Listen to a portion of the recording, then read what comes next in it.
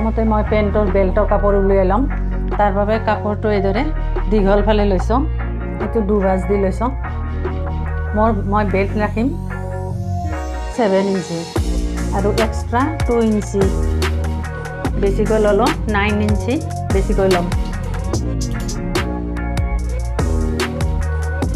ইয়াত মই এইটো 9 ইঞ্চি কাপোৰ বেছিকৈ ল'লোঁ।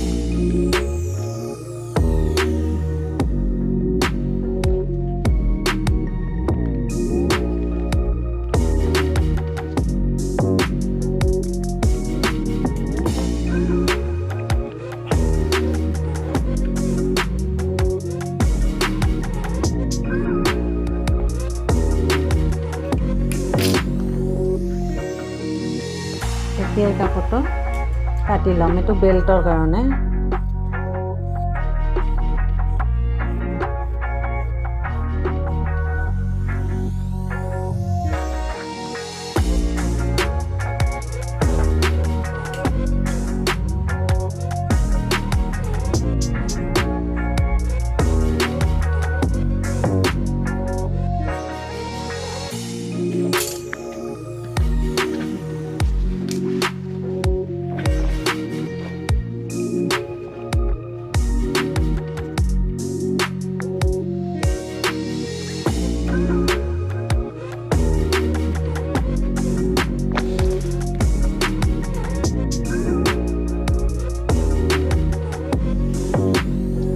মোৰ পেণ্টৰ সম্পূৰ্ণ দীঘল আছে 38। মই ওপৰৰ বেল্টত ৰাখিম 6 ইঞ্চি, গতিকে ইয়াত হ'ব লাগে 32। তলত 32 ইঞ্চি থাকে, গতিকে 32 ইঞ্চিৰ লগত মই আকৌ 3 ইঞ্চি প্লাছ কৰিম, কাৰণ তলৰ পট্টিটো আছে, এইফালে হাফ ইঞ্চি যাব। গতিকে টোটেল দীঘলটো ৰাখিম মই মুঠ 35 ইঞ্চি। এতিয়া কাপোৰটো এইদৰে 4 ভাঁজ দি লৈছোঁ।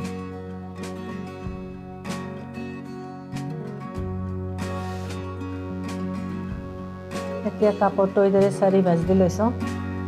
ইয়াত ৰাখিম মই 12 ইঞ্চি। এইটো মই 4 ভাঁজ দি লৈছোঁ। এতিয়া এইটো কাটি ল'ম।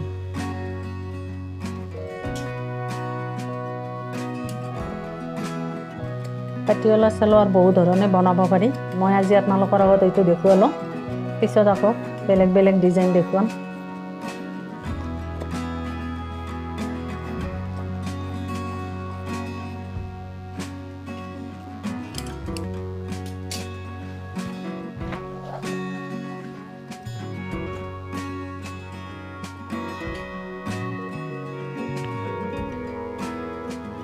এতিয়া আমি বাকী থকা কাপোৰখিনিৰে হিপত যে জইন এটা দিম, তাৰ কাৰণে এইফালে ল'লোঁ মই 1 ইঞ্চি, ঠিক এইফালেও ল'ম 1 ইঞ্চি, এইফালে ল'ম 1 ইঞ্চি।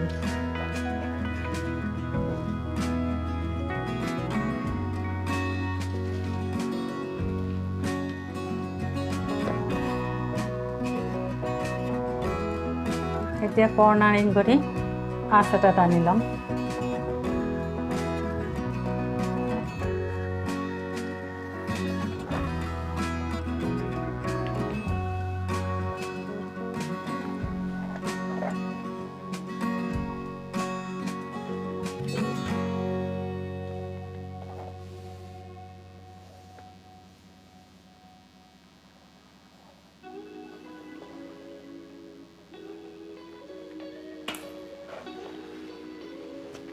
এইটো এতিয়া কাটি ল'ম। এইফালে 1 ইঞ্চি ৰাখিছোঁ, সিটো মূৰেও 1 ইঞ্চি ৰাখিছোঁ।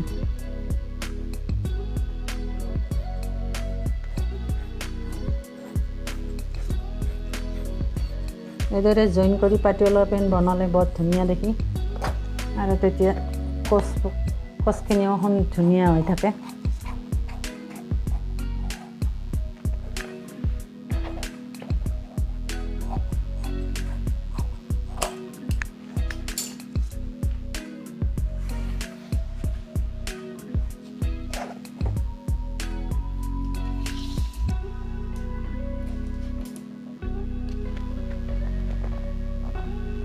এতিয়া এইটো শেপৰ কাৰণে মই ইয়াত ৰাখিম মোৰ যেহেতু বেল্টত 6 ইঞ্চি থাকিব মই ইন টোটাল 14 ইঞ্চি ৰাখিম গতিকে মই হাফ ইঞ্চি ইয়াত চিলাইত যাব মই 8.5 ইঞ্চি ৰাখিলোঁ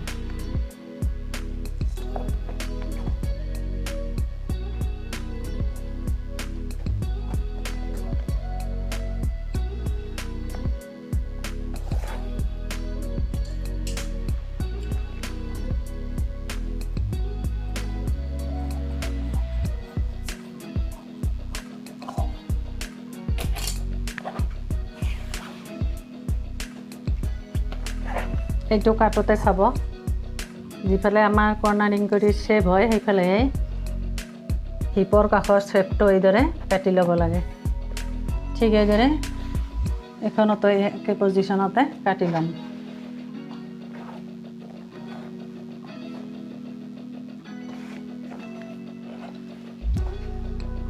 এইটো জোখত সেইটো কাটি ল'ম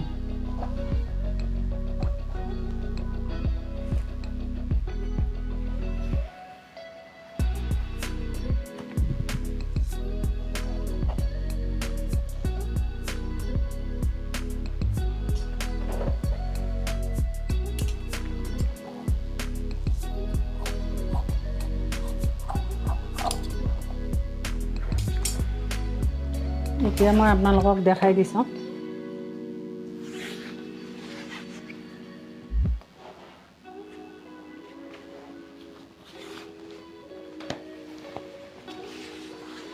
প্ৰথমতে আমি কাপোৰ দুটা এদৰে জইন কৰি ল'ব লাগিব